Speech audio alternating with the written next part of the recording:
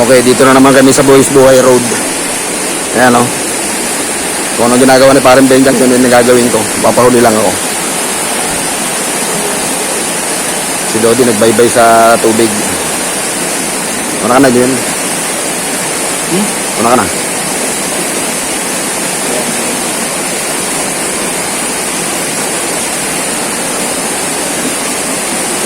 Napakatarik. Kaunting pagkakamali, laglag sa ilog, oh. Ha? Ayan, ayan. Itong linya ng tubig na to, ito yung linya ni Ryan hanggang sa bahay nila. Kulang-kulang 2 kilometro. Itong PVC na ito. Siya ang naglatag na ito papunta sa bahay nila. Ang haba na ito, kulang-kulang data 2 kilometro. Para magkaroon siya ng tubig sa bahay nila. Okay, dito na naman tayo sa Boys Buhay Road.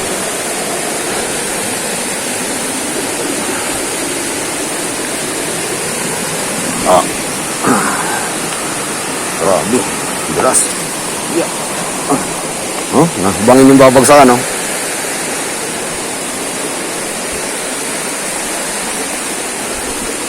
Masyadong matarik ang dinadaanan ko namin. Konting pagkakamali, laglag ka sa ilog.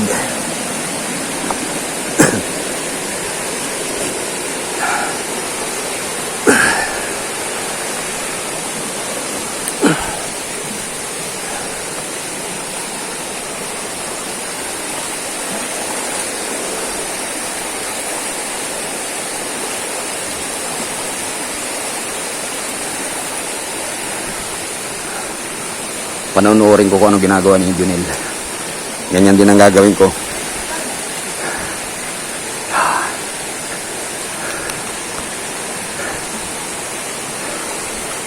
Okay, ako naman. Napakatarik, oh. Napakadulas.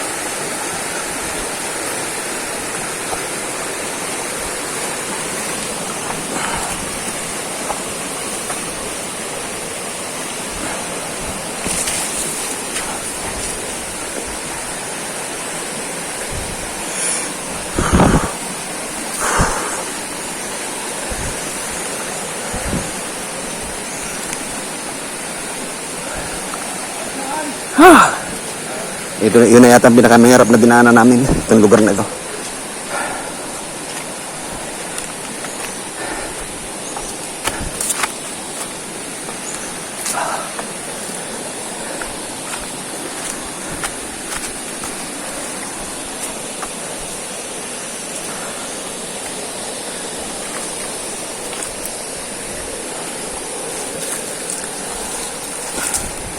Okay lang sana kung di madulas yung bato, eh.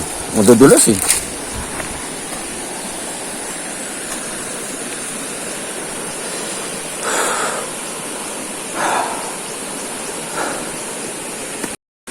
Okay, para malapit na kami sa bahay ni Ryan.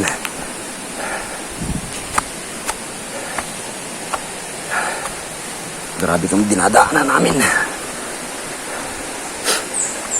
Ang mahirap kasi rito, pag umapa ka sa lupa, nababasag, yan, oh. Kaya hindi ka rin kakatiwala, eh. Oh, nadulas, oh. Nababasag yung lupa.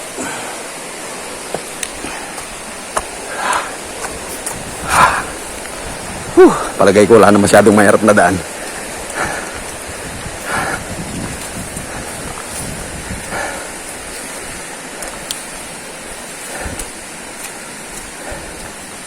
Nalampasan na namin yung pinakamahihirap na daan. Galing sa talon.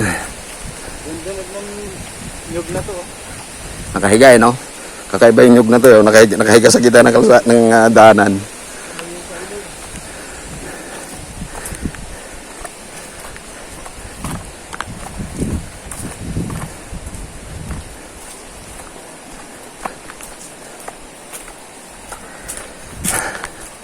Grabe yung terrain na dinaanan namin. Whew. Kung adventurero ka, talagang masisiyang ka. Kung hanap mo ng adventure.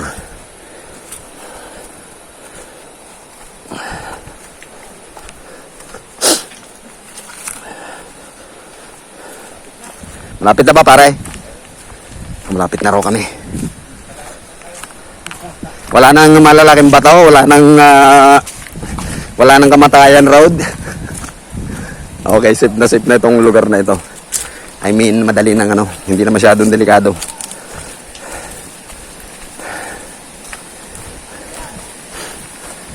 Sabi, malapit na raw kami. Pero sa lugar na to, yung malapit, ako po. Ibig sabihin, malayo pa yun. Huwag kayong kakatiwala sa mga salita rito. Binabaybay pa rin namin yung ilog. Oh. Nasa taas kami ng ilog ngayon.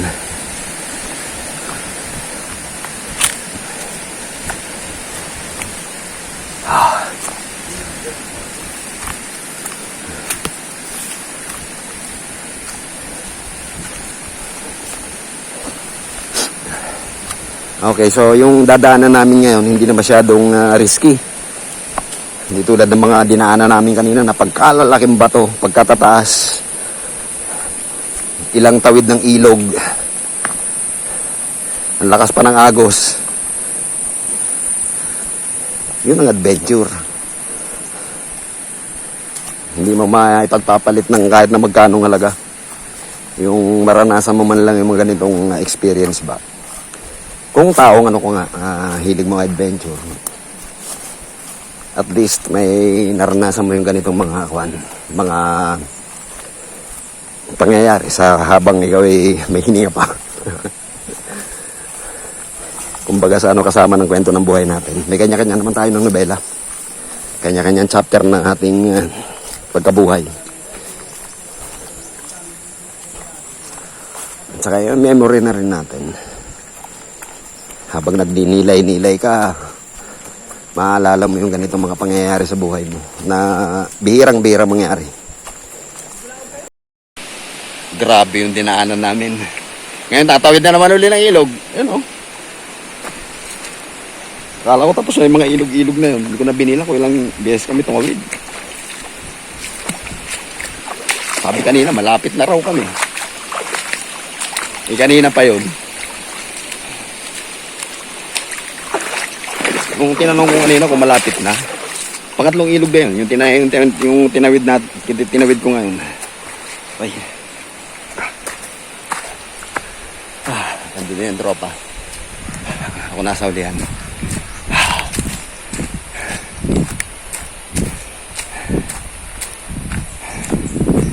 Grabe yung experience na yun.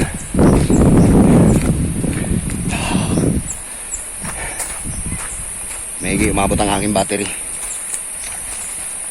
Ilang oras din yun na naka-play. Parang malapit na kami kinakayan. May naririnig na akong tao.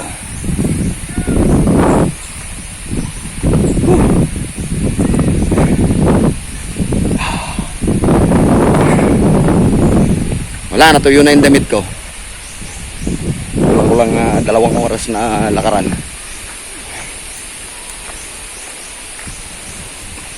Just imagine, para lang makarating 2 oras, kulang-kulang 2 hours. Ba?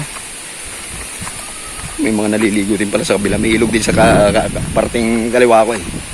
Kaya pala maingay. Akala ko malapit na kinarayan. Para malayo pa rin pala yata ito. Para malapit na. May natatanaw na akong jeep. Ayun. Ibig sabihin wala na kami sa gitna ng kagubatan.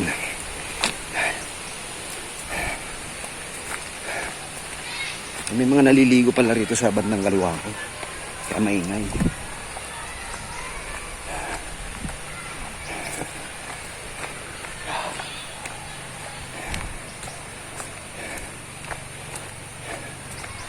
Layo na nila. Iba yung dinaanan namin ngayon kaysa kay kanina. Ibang way. Iba yung dinaanan namin. Papunta ron at saka pabalik. Ngayon magbabaybay kami sa kalsada. Ayun o. Ang tropa nasa kalsada na.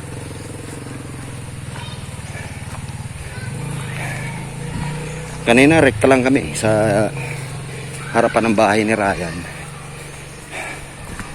Doon kami dumaan. Ngayon may dadaanan pa kaming kalsada. Sa kalsada kami magbabaybay bago makarating sa bahay ni na Ryan. Oh, may tulay pa. Layo ng nilusutan namin. Malayo-layo ang nilusutan namin. Dalawang tulay dito. Isang tulay na bato. Na mahaba rin, no? At isang hanging bridge. Parang gusto yata ng tropa dumaan sa hanging bridge. Ando doon sila. Ilog pala. Yung ilalim pala ng tulay, yun na maraming tao. Oh, palibasa nga highway.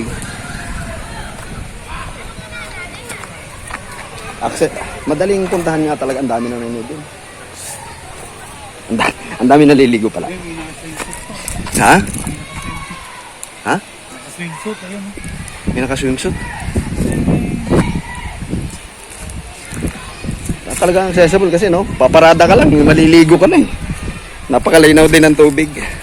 Oh, saan na naman tayo pupunta? Sa dagat. Ha? Sa dagat. Didiretso kami ng dagat. Yun na, ilang pang porsyentong kapanyarihan na titira sa'yo. Negative 3. Naglakad kami ng pagkalayo-layo. Akala ko pa uwi na kami. Lalo na ganito sinelas ko. Nakailang pati dyan. Parang bilang ko kanina, 8 eh. 10 na. 8 pati dan tsinelas ni Jonel. Doon sa Kamatayan Road. Hindi ba naman sinabi magaganito tayo, hindi naman makapagdala. Kaya mahirap yung yung ganun lakaran, hindi mo alam kung ano yung mga terrain. May gano'n lang yung sapatos ko, all terrain ito, pwedeng pang tubig, pwedeng pang lupa. Tsaka rubber talaga. Yan. Kumakapit siya sa mga kwan. Hindi ka basta-basta iiwanan. Pwede mo rin ipanlangoy kasi manipis. Ito naman, nangiiwan pero hindi nabitaw. Okay. Dagat daw kami. Saan ang daan? Nasaan ba sila? Hindi ko nga napansin. Toy, saan duman si na Ryan? Dito ba? Dito? O, dito daw. Mali yung... sige ka. Sige, shoutout ka. May magsa-shoutout daw. Pa-shoutout! Shoutout sa mga taga Bulacan. Mainggit kayo ngayon. Lalo na sa RC9. Sige. Shout out! Asan Dito kayo tayo. si Cruz? Sige tayo. Barangay Citrus. Shout out sa inyo dyan. Nandito Balcanarias. kami ngayon sa vlog. Okay. Sige po, thank you ma'am. Shoutout kay Robes. Sige pa. Yung tubig dyan nagkukulang dito, umaapaw. Abangan nyo sa YouTube ba, lalabas ito. Balcanarias. Ano, wag makita ni Mayor.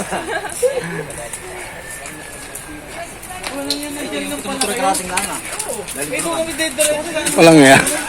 Sabi sa dagat daw, padiretso na kami. Andito pala yung tropa, oh. Snack muna tayo. Halo-halo sa break. Halo-halo ra. Halo-halo. Okay, stop over muna kami rito. Master Bal. Oh. Halo-halo. Lagay mga sa bag to. Cut mo ni Halo natin. Hindi ang katmon. Yung dyan eh. Katmon dapat nga pare. Pinukuha siya ano yun. Katmon daw. Eh, laking probinsya rin ako eh. Kala mo.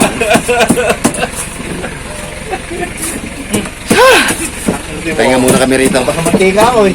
Mayroong halo-halo rito. May ginalang, hindi kami dumiretso yung Junel, papakaliwa kami. Yung naka-swimsuit kasi panggulo eh. Ay, maliligaw nga kayo. Nawala ang sarili bait eh. Habang naglalakad kami, yung nakasusunod na yung... Doon sa ilalim ng tulay, ang dami naliligo. Ay, ako hindi ako natingin sa ganun. Ba- Dahil na pagkaligaw yan eh. Okay, so magmimerienda muna kami rito.